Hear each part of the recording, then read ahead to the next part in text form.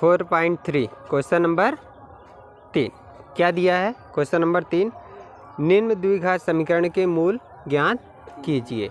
अब जो समीकरण दिए गए हैं, दो ही क्वेश्चन हैं, इसके क्या निकालने हैं?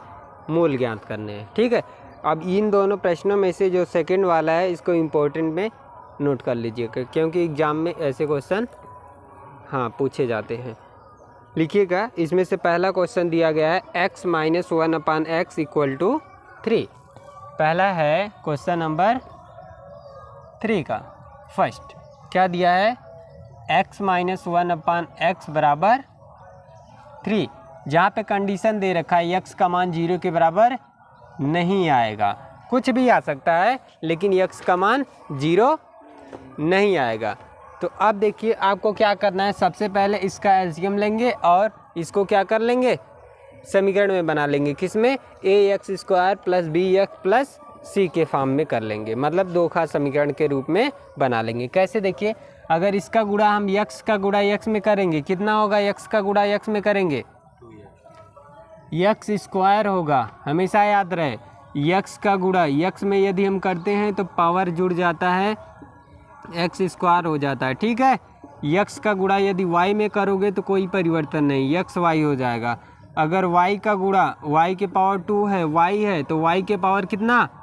3। मतलब अगर मल्टीप्लाई करोगे, ये बेस समान होते हैं तो पावर को क्या कर लेते हैं? हम जोड़ लेते हैं। ठीक ना, यही होता है मल्टीप्लाई। अगर समान नहीं है तो उसको वैसे ही लिख लोगे। ठीक, अब x का गुणा हमने x में किया तो क्या आया? x के पावर 2 माइनस 1 नीचे क्या रहेगा बता दो? पूरे के अपान में अब क्या हो जाएगा? x। ठीक ना, बराबर 3। सही है। अब देखो, इस x का गुणा 3 में करेंगे, क्या होगा? x² - 1, x का गुणा 3 में, x को दूसरे साइड भेजेंगे, क्रॉस मल्टीप्लाई, इसके पान में 1 का इधर गुणा, x का इधर, बता दो कितना होगा? 3x। ठीक ना, बहुत अच्छे। 3 का गुणा x में ना, नंबर है यहाँ पे, नंबर 1 है तो क्या इसका गुणा करेंगे 3, और x का गुणा x में ये 1 में करोगे तो कितना होगा? x ही होगा, 3x। अब इसको इधर लाएंगे तो x² - 3x - 1 बन गया ना दो घात समीकरण? बोलिए, अब इसको हम किससे? श्रीधराचार्य वाले फार्मूले से, द्विघाती समीकरण वाले सूत्र से क्या करेंगे? इसको हम हल कर लेंगे, सॉल्व कर लेंगे। तो चलिए देखिए, यहाँ से अगर हम a का मान निकालें, a बराबर 1, b बराबर -3 और c बराबर कितना होता है? -1 हो जाता है। तीनों मान आपके आ गए। देखिए, अब इन मानों को हम कहाँ पे यूज करेंगे? द्विघाती सूत्र में। द्विघाती सूत्र क्या है? बोलो, क्या होता है द्विघाती सूत्र? सूत्र बताओ। -b प्लस माइनस क्या? b² - 4ac अपान 2a, यही ना? अब इस मानों को हम क्या रख देंगे? इसी में रखेंगे। चलिए रखिए, b का मान कितना है? -3 प्लस माइनस रूट में बैठ जा। b² का मान, मतलब b के स्थान पे क्या रखेंगे? 3। जो नंबर जहाँ है उसको वैसे रख लो बस, पहली बार। -4 × उसके बाद क्या है? ac। a क्या है? 1 मतलब 1, और c क्या है? -1। ठीक ना, पूरे के बटे में कितना? 2 × a का मान 1 ना, हो गया ना 1। अब इसका हम गुणा करेंगे, चला करा। -3 तो ऐसे ही लिख देंगे, प्लस माइनस रूट में करिए। -3 का वर्ग कितना होता है? -3 का वर्ग 9, -3 × -3 प्लस माइनस माइनस क्या हो जाता है? प्लस हो जाता है, और 3 का गुणा 3 में कर दोगे तो कितना हो जाएगा? 9 हो जाएगा। तो 9 माइनस 4 का गुणा 1 में करेंगे 4 आ जाएगा, और 4 का फिर एक बार कर देंगे, फिर 4 आ जाएगा।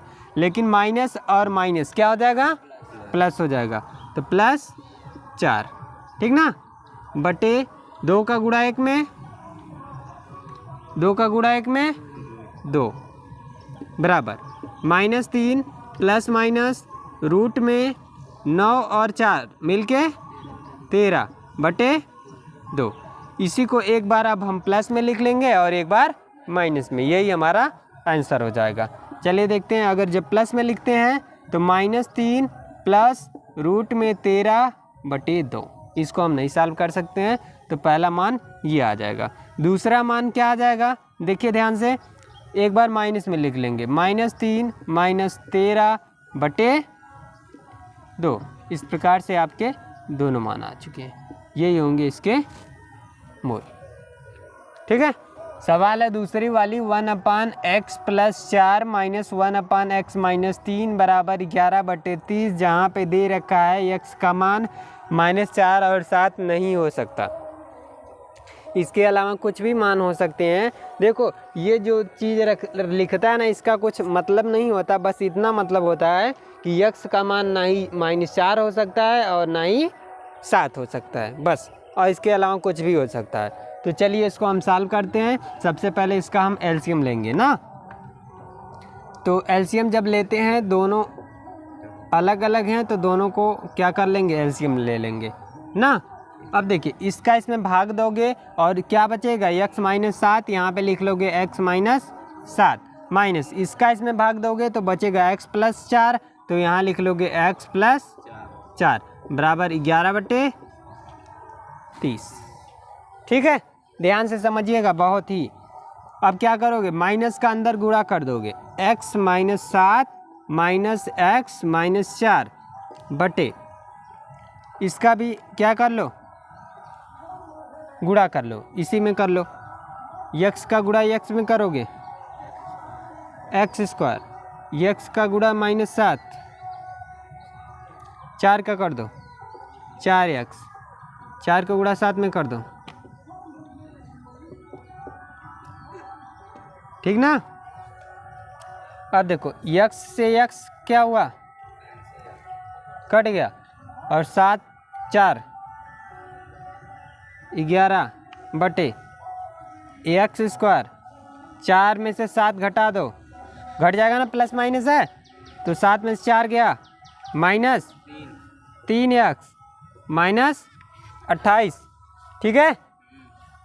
अब बराबर 11/30, क्रॉस मल्टीप्लाई करो, देखो है 11 से 11 को काट सकते हो, 11 कम 11, यहाँ भी 11, ठीक ना।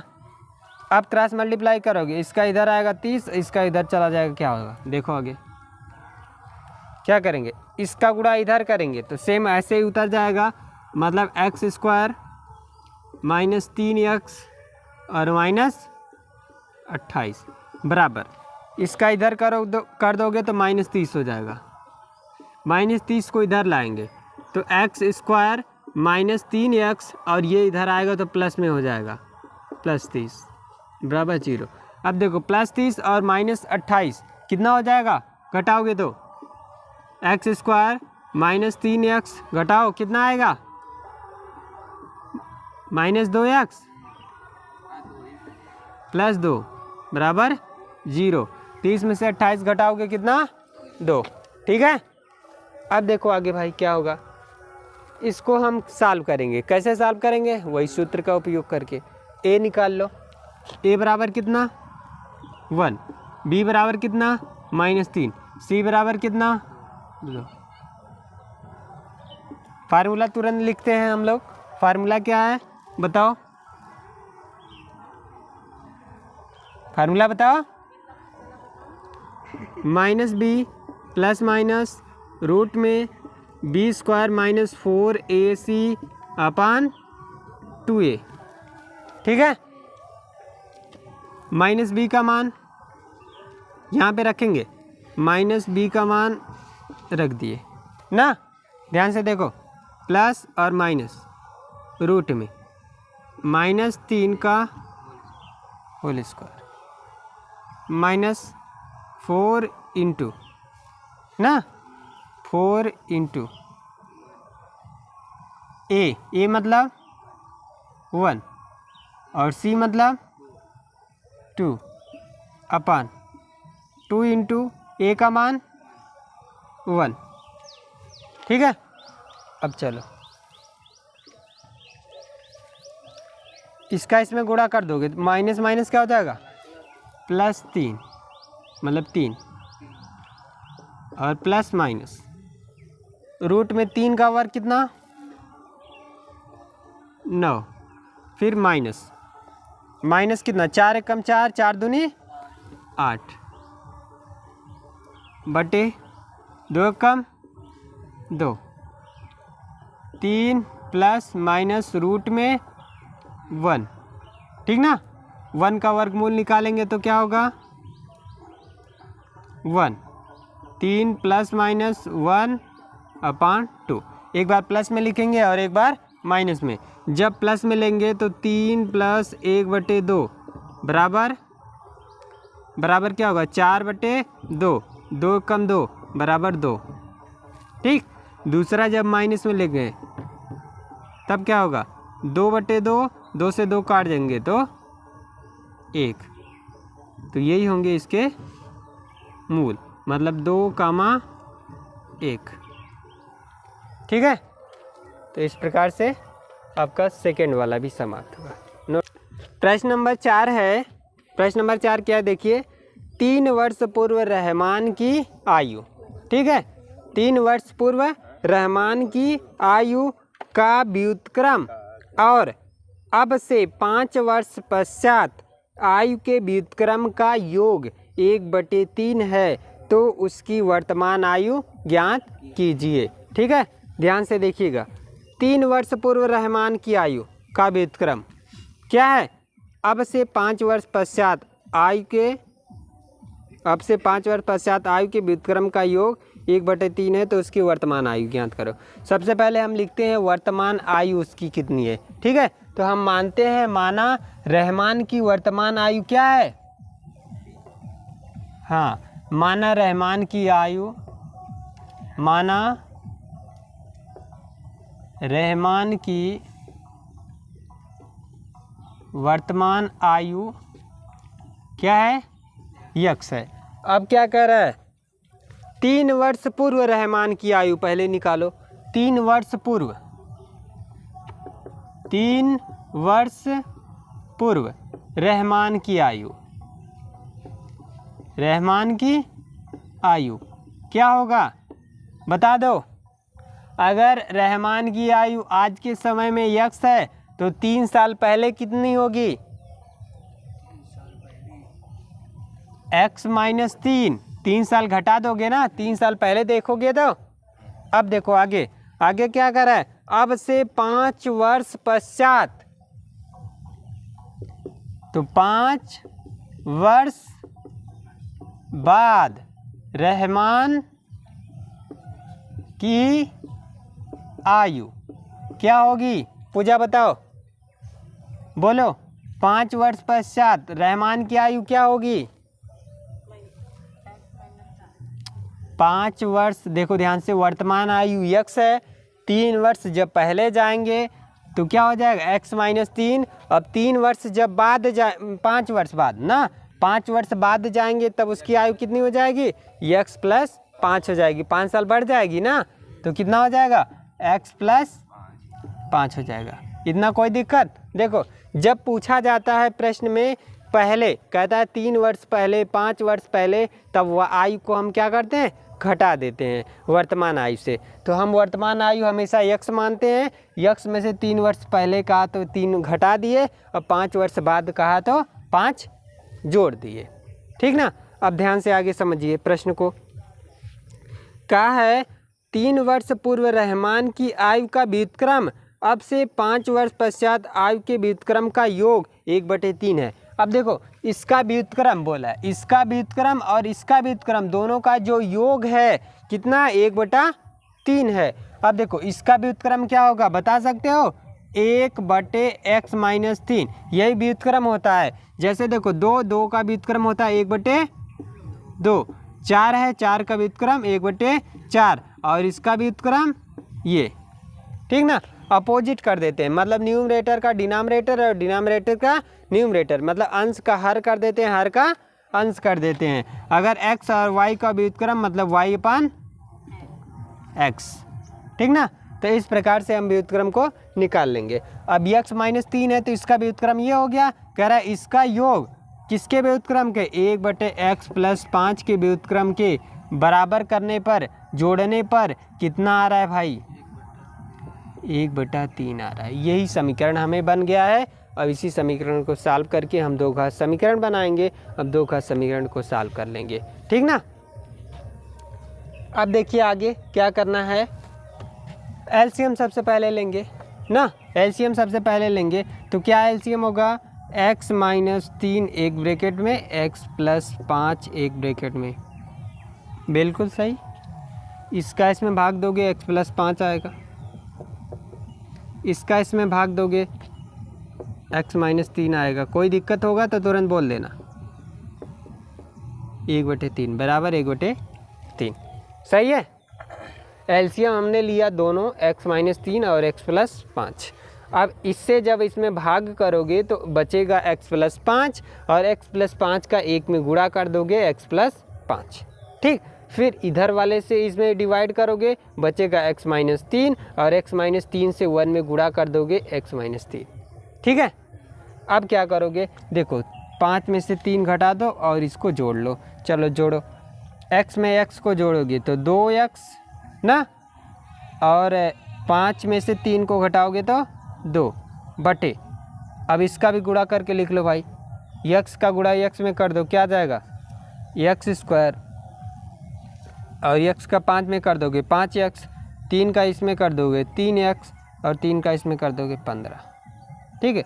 अब देखो जो लेटर उठाते हैं इसका दोनों में गुणा करना पड़ता है। जैसे x लोगे तो x का इसमें भी गुणा करोगे, इसमें भी, तो x का इसमें करोगे तो x² और x का 5 में करोगे तो 5x। फिर 3 लोगे तो 3 का दोनों में करना पड़ेगा, 3 का x में करोगे 3x, 3 का 5 में कर दोगे 15, ठीक ना। अब आगे देखिए, बराबर क्या 1/3, ठीक है।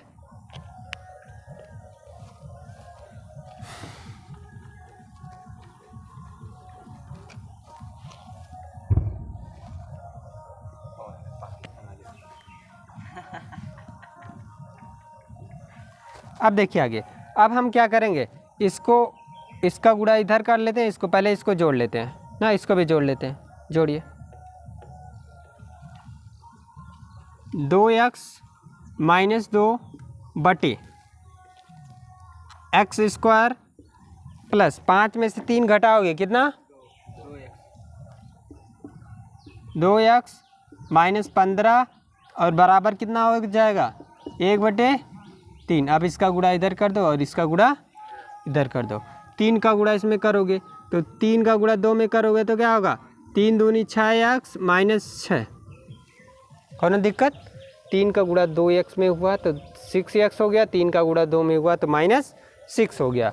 अब 1 का गुणा इसमें करोगे, देखो 1 का गुणा इसमें करो, x² वैसे ही उतर जाएगा 2x - 15, ठीक है। अब बताओ, सबको एक तरफ कर लो, इन सबको दूसरे साइड करो, तब क्या हो जाएगा, देखो x² + 2x - 15 और इन सबको इधर कर रहे हो तो -6x होगा, माइनस में 6 है तो प्लस में हो जाएगा, 6 बराबर 0, कुछ नहीं बचा तो बराबर 0। अब देखो क्या हो जाएगा, आपका यहाँ पे यही है ना, 5 में से 3 घटाओगे तो यहाँ पे क्या आया है, प्लस, ठीक। ये यहाँ पे प्लस हो जाएगा तो ये भी प्लस हो जाएगा, और यहाँ पे ये जब प्लस हो जाएगा तो 3 का गुणा 2 में करोगे कितना, 6, और वो भी प्लस में, ये 6 जो आया ये भी प्लस में हो जाएगा, ठीक ना। अब ये 6 प्लस में हो गया तो इसको दूसरे तरफ जब लेकर आओगे तो ये वाला जो नंबर है क्या आ जाएगा, माइनस में हो जाएगा, ठीक ना। अब सही है, बोलो अब ठीक है। अब अगर ठीक है तो देखिए इसको घटाइए, मतलब x² हो जाएगा यहाँ पे, और है 6 और 2 कितना होगा, 8 होगा ना। ये 8 है। अरे यार 6 में से 2 घटाओगे ना, ये माइनस में है और ये प्लस में, तो क्या होगा, घटेगा ना, तो -4। और ये 15 और 6 जोड़ोगे तो कितना होगा, 21, वो भी -21, ठीक ना। अब देखो इसका फैक्टर बन रहा है, तो इसको आप फार्मूले से सूत्र के द्वारा सॉल्व करो या फिर डायरेक्ट सॉल्व कर लो, ठीक ना, जैसे सॉल्व करते हो फैक्टर करके। तो इसका बन रहा है सीधे सीधे, इसको जब हम लोग सॉल्व करेंगे तो देखिए कैसे बन जाएगा, x² -4x - 21 बराबर 0। इसका फैक्टर बन रहा है सीधे सीधे, क्या लिख लेंगे, x² -7x + 3x - 21। देखो ध्यान से बन रहा है कि नहीं, 7 में से 3 घटाओगे 4 और 7 को उड़ा 3 में कर दोगे 21। अब ध्यान से देखो, यहाँ से अगर हम x का मान कॉमन कर लें, x -7 हो जाएगा, और यहाँ से यदि हम 3 कॉमन कर लें तब भी x -7 हो जाएगा। ये दोनों एक में लिख लो, x -7 एक में और x + 3 एक में। यहाँ से x का मान 0 के बराबर रख कर निकालेंगे तो x का मान 7 आ जाएगा, और दूसरा x का + 3 बराबर 0 होगा, और x का मान -3 हो जाएगा। तो माइनस वाले को इग्नोर करते हैं, प्लस वाले को लेते हैं, तो रहमान की आयु क्या हो जाएगी, 7 वर्ष हो जाएगी, ठीक ना। तो इस प्रकार से अगर रहमान की वर्तमान आयु पूछी जाए तो क्या बताओगे, 7 वर्ष। यदि 3 वर्ष पूर्व रहमान की आयु कितनी हो जाएगी, बोलो, वर्तमान आयु क्या हो जाएगी, 7। अगर बोला जाए 3 वर्ष पूर्व रहमान की आयु कितनी हो जाएगी, तो 7 में से 3 घटा दोगे, कितना, 4 वर्ष। और कहेगा रहमान की यदि क्या हो जाएगी, 5 वर्ष बाद रहमान की आयु कितनी हो जाएगी, 5 वर्ष बाद, 7 5 12। प्रश्न नंबर 5 यही ना। एक क्लास टेस्ट में शेफाली के गणित और अंग्रेजी में प्राप्त किए गए अंकों का योग 30 है, ठीक ना। एक टेस्ट है जिसमें शेफाली का गणित और अंग्रेजी में प्राप्त किए अंकों का योग कितना है, 30 है। कह रहा है यदि उसके गणित में 2 अंक अधिक और अंग्रेजी में 3 अंक कम मिले होते, क्या कह रहा है, यदि गणित में 2 अंक अधिक और अंग्रेजी में 3 अंक कम मिले होते तो उनके अंकों का गुणनफल 210 होता है, तो उनके द्वारा विषय में प्राप्त अंक ज्ञात कीजिए, ठीक है। अब प्रश्न में क्या कहता है, कैसे कहता है, पहले हम लोग उसको सपोज करके कुछ एक को मान लेते हैं। जैसे हम मान लेते हैं गणित में प्राप्त किया गया उसका अंक कितना है, x है, x मान लेते हैं। माना क्वेश्चन नंबर कौन सा है, 5 मान लेते हैं, किसके, शेफाली। माना शेफाली के गणित में अंक कितने हैं, गणित के अंक, शेफाली के गणित के अंक कितने हैं, x है। अब देखो गणित के अंक कितने हैं तो अंग्रेजी के कितने होंगे, अंग्रेजी का टेस्ट है दूसरा ना, अंग्रेजी के अंक। अब देखो अंग्रेजी और गणित को मिलाकर के कितना होता है, नहीं, अंग्रेजी और गणित का योग कितना है, 30 है। अब देखो यदि एक का पता चल गया तो दूसरा 30 से घटा देंगे तो पता चल जाएगा कि नहीं अंक, क्लियर। अब देखो दोनों का अंक हमें पता चल गया। और प्रश्न में आगे क्या करा है, यदि गणित में 2 अंक अधिक कर दें और अंग्रेजी में 3 अंक कम कर दें। अब देखो क्या करा है, यदि प्रश्नानुसार क्या करा है, गणित में क्या कर दें, बोलो, 2 अंक अधिक कर दें, तो गणित का अंक कितना हो जाएगा भाई, x + 2। अब अंग्रेजी का क्या करा है, अंग्रेजी में 3 अंक कम मिले, मतलब 30 - 3 मतलब क्या हो जाएगा, बोलो, 27 - x, इतना। अब क्या करा, इन दोनों का जो गुणनफल है, इन दोनों का जो गुणनफल है कितना है, 210, यही ना, 210। चलिए लिखते हैं, x + 2 इसका गुणनफल और 27 - x इसका गुणनफल किसके बराबर है, 210 के। इसी समीकरण को हमें सॉल्व करना है। इतना प्रश्न समझ में आ गया। प्रश्न में बोला है कि गणित का अंक जो है, अंग्रेजी का अंक जो है, दोनों को जोड़ने पर 30 आता है। हमने मान लिया गणित का अंक क्या है, x है। अब दूसरा अंक, एक अंक पता चल गया तो दूसरा पता चल जाएगा, 30 से घटा देंगे तो 30 से हमने क्या किया, घटा दिया। ठीक, चलिए 30 से जैसे ही हमने घटा दिया दूसरा अंक भी पता चल गया। अब हम देखेंगे प्रश्न के अनुसार बोला है गणित का 2 अंक बढ़ जा रहा है और अंग्रेजी का 3 अंक कम हो जा रहा है। तो इसमें 2 जोड़ दिए, इसमें 3 घटा दिए। अब क्या करा, इन दोनों का गुणनफल 210 है तो हमने 210 लिख लिया। अब इसी समीकरण को हम लोग क्या करेंगे, सॉल्व करेंगे। चलिए देखिए, x का गुणा 27 में करेंगे, कितना होगा बोलिए, x का गुणा 27 में तो 27x, सही है। x का गुणा x में तो -x², सही है। 2 का गुणा 27 में, 27 दूना 54, 2 7 4 मतलब 2 7 14, 2 दूनी 4 1 5, ठीक। और 2 का गुणा x में -2x बराबर 210। अब देखिए यहाँ 27 है और यहाँ 2 है, घटा लो भाई, कितना हो जाएगा 25x -x²। और ये 54 है, दूसरे तरफ जाएगा तो क्या हो जाएगा, माइनस में हो जाएगा, 210 - 54, ठीक ना। अब इसको हम घटाएंगे तो कितना आ जाएगा, घटा के आगे लिखते हैं, 25x -x² बराबर 210 में से 54 घटाओगे कितना आएगा बोलो, 10 में से 4 गया 6, बचेगा 10, यहाँ भी 10 में से 5 गया 5, और यहाँ क्या बचा बोलो 1, 156। सबको एक तरफ कर लो, इसको सबको उधर कर लो तो क्या हो जाएगा, ये प्लस में और ये माइनस में, तो x² -25x और प्लस 156 बराबर 0।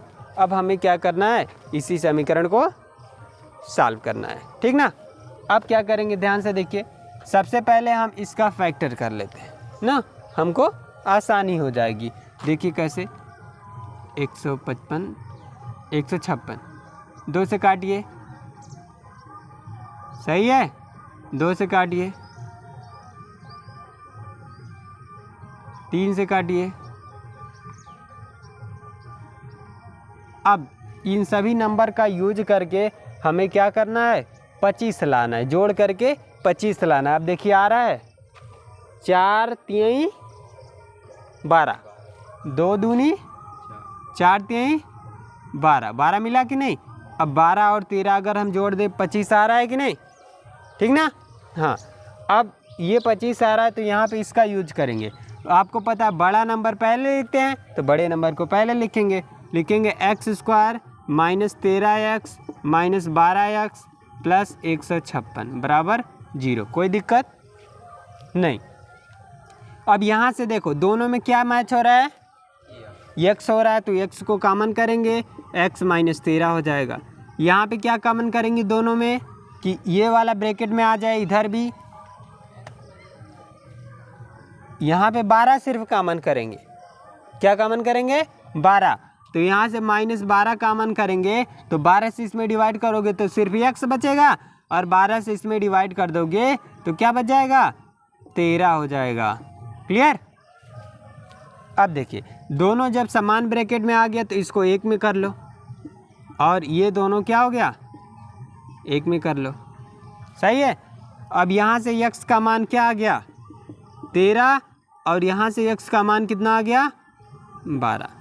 इस प्रकार से आपका क्या नंबर मिल गया, 13 और 12। मान लेते हैं पहले को, इसमें से कोई भी एक नंबर ले सकते हैं। अगर हम इसमें से 13 ही मान लें, सपोज कर लेते हैं 13 ही अगर ले लें या 12 ही, दोनों आंसर आ सकता है। अब देखिए, तो जब गणित के अंक हम मान लेते हैं, क्या गणित हमारी क्या है, x है, तो x बराबर अगर 13 मान लेंगे तब अंग्रेजी कितना हो जाएगी? अंग्रेजी 30 माइनस 13, यही ना? कितना? 30 में से 13 घटाएंगे 17। अगर हम 12 मान लेंगे तो क्या आ जाएगा? ये अगर 12 हो जाएगा तो ये 18 शायद हो जाएगा। क्या दिया है? यही है आपका क्वेश्चन, ठीक ना? देखा प्रश्न नंबर 6। एक आयताकार खेत का बिकड़ उसकी छोटी भुजा से 20 मीटर अधिक लंबा है, ठीक ना? यदि बड़ी भुजा छोटी भुजा से 30 मीटर अधिक हो तो खेत की भुजाएं ज्ञात कीजिए, ठीक ना? क्या है? खेत कैसा है? आयताकार है ना? खेत कैसा है? आयताकार है। चलिए क्वेश्चन नंबर 6। खेत आयताकार अगर होगा तो कुछ इस प्रकार होगा, यही ना? ये आपका मान लेते हैं खेत है। क्या कह रहा है कि खेत का जो बिकड़ है उसकी छोटी भुजा से 30 मीटर अधिक है। अब देखो, जो बिकड़ क्या होता है? बिकड़ मतलब ये,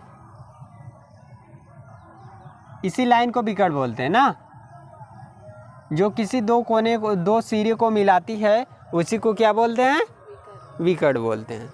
अब देखो क्या कह रहा है, छोटी भुजा इसमें क्या है? अगर इसका नाम लिख लेते हैं हम कुछ इस प्रकार से ABCD, तो इसमें छोटी भुजा क्या है?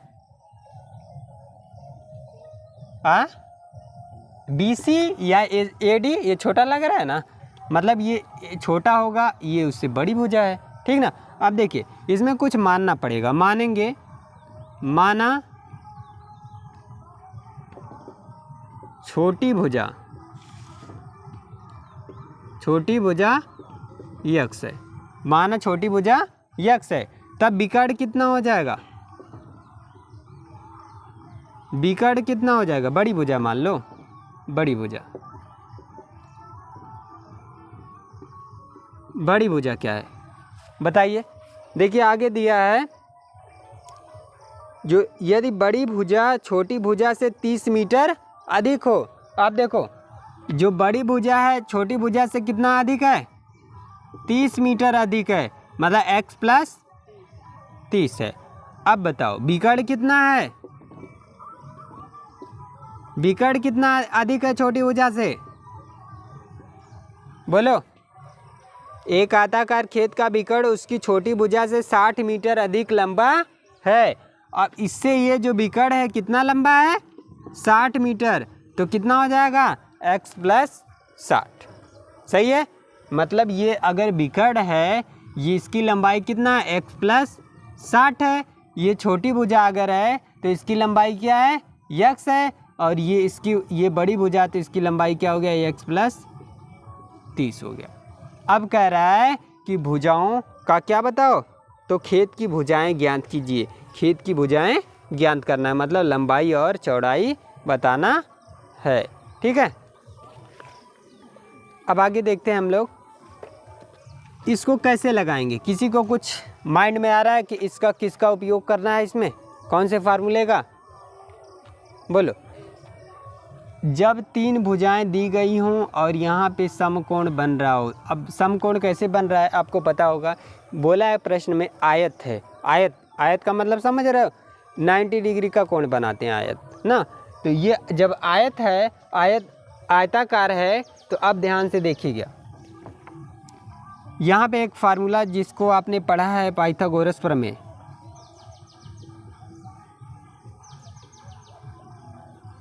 पाइथागोरस प्रमेय या पाइथागोरस थ्योरम ना, क्या होती है बताइए? हाँ, कर्ण स्क्वायर बराबर, सही है, बताओ। आधार का स्क्वायर प्लस बस लंब का स्क्वायर, यही होता है पाइथागोरस प्रमेय। मतलब कर्ण का जो स्क्वायर होता है बराबर होता है आधार के स्क्वायर के प्लस लंब के स्क्वायर के, ठीक ना? यही होता है पाइथागोरस प्रमेय। अब इसी का हम लोग उपयोग करेंगे। अब देखिए इसमें कर्ण क्या है? x प्लस 60 ना, x प्लस 60 का होल स्क्वायर, सही है? बराबर आधार क्या है, x प्लस 30 का होल स्क्वायर, फिर प्लस छोटी भुजा क्या है, लंबी x है। इसी को हमें सॉल्व करना है, ठीक ना। अब इसका स्क्वायर करो, फार्मूला यहाँ पे देखो, अब एक फार्मूला और यूज हो रहा है। कौन सा फार्मूला, a प्लस बी का होल स्क्वायर। क्या होता है फार्मूला, a प्लस बी का होल स्क्वायर बराबर a square plus B square plus 2ab, ठीक। हाँ, यही होता है a प्लस बी का होल स्क्वायर का फार्मूला। a स्क्वायर जो पहला है उसका स्क्वायर कर दो, जो दूसरा है उसका स्क्वायर कर दो। अगर यहाँ पे प्लस है तो उत्तर भी प्लस में आ जाएगा, 2ab ना। तो फार्मूला आसान है, थोड़ा सा ध्यान से याद कर लीजिए। अब देखिए इस पे रखिए, a का स्क्वायर मतलब x का स्क्वायर, यही ना, x का स्क्वायर। अब 60 का स्क्वायर मतलब कितना होता है, प्लस 2ab, 2a मतलब x, b मतलब 60 बराबर। यहाँ भी वही फार्मूला लगाओ, a का मतलब x स्क्वायर, ठीक ना, प्लस b का मतलब 30 का स्क्वायर, और 2ab, 2a मतलब x, b मतलब 30, और आगे x स्क्वायर है, ठीक है। बोलो, अब इस x स्क्वायर से x स्क्वायर इसको कैंसिल आउट कर लो, ठीक ना। अब 60 का स्क्वायर कितना होता है, 3600, सही, प्लस इसका गुणा इसमें कर दो, 120x, ठीक, बराबर 30 का स्क्वायर कितना होगा बताओ, मतलब 30 गुणे 30 900, प्लस इसका गुणा इसमें करिए, कितना होगा, 30 दूना 60x, आगे x स्क्वायर, ठीक ना। सबको एक तरफ कर लेते हैं ना, इन सबको क्या करते हैं, दूसरे साइड कर लेते हैं, तब क्या हो जाएगा देखिएगा, x square plus 60x plus 900, इन सबको उधर करेंगे तो माइनस में सब हो जाएगा ना, माइनस 3600 माइनस 120x बराबर 0। अब देखेंगे यहाँ से x स्क्वायर तो ठीक है ना। अब देखिए ये 2 बार है तो इसको घटाएंगे, 120 और 60 घटेगा, प्लस है और माइनस है तो क्या होगा, घटेगा। 120 में से 60 घटा देंगे, कितना आ जाएगा, कितना, 60 आएगा। 120 में से घटाओगे 60 तो 60 आएगा ना, और वो भी किस में आएगा, माइनस में। 120 में से 60 घटेगा 60, और वो भी माइनस में। अब देखो यहाँ पे इसको तो आपने घटा दिया, अब ये भी घटाना है, तब कितना आ जाएगा, बोलो, माइनस 2700, घटा कर चेक कर लो। क्या जी तुम लोग घटाने में तेज तो हो जाओ। 0 0 यहाँ 16, 16 में से 9 जाएगा, 7 बचेगा 2, ठीक ना। अब देखो इसको क्या करोगे, फैक्टराइज करोगे और सॉल्व करोगे और x का मान निकाल लोगे, फिर आपको सभी भुजाओं का मान आ जाएगा। तो अब क्या करोगे, पहला काम 2700 का क्या निकालोगे, फैक्टर निकाल लोगे। अब देखो यहाँ पे ऐसे 2 नंबर लोगे जिसका गुणा करने पर तो ये आना चाहिए, लेकिन मल्टीप्लाई जोड़ने या घटाने पर ये आना चाहिए। तो चलिए देखते हैं, सॉल्व करते हैं इसको। 2700 को 2700 का एलसीएम निकालेंगे, 3 से काटो, 3 9 27, 3 से काट दो, फिर 300, फिर कितना हो जाएगा, 2 से काटो 150, फिर 2 से काट दो, कितना बोलो, 75, फिर 5 से काट दो, 5 से कम 5, 5 5 25, फिर 5 से काट दो 3, फिर 5 से काट दो 3।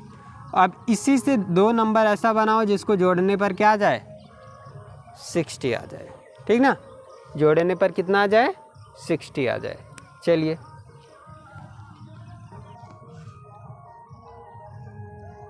तीन दूना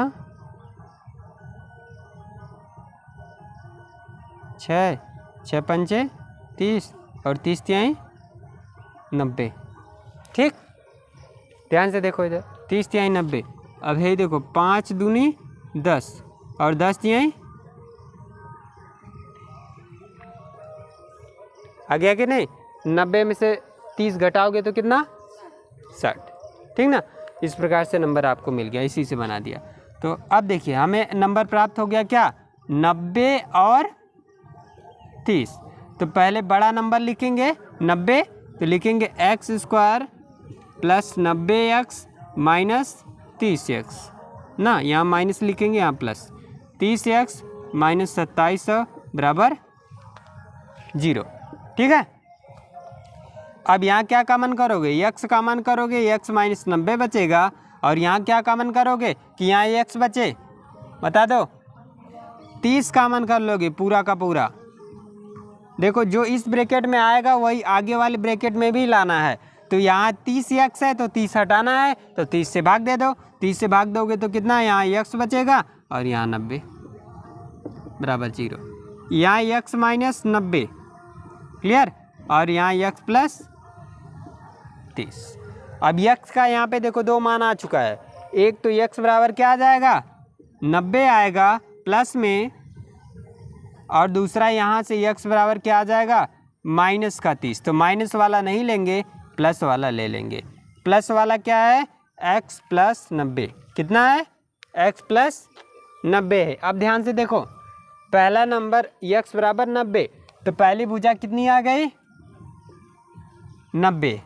पहली भुजा कितनी आ गई, 90। उसके बाद दूसरी भुजा कितनी होगी, 90 प्लस 30, तो 120।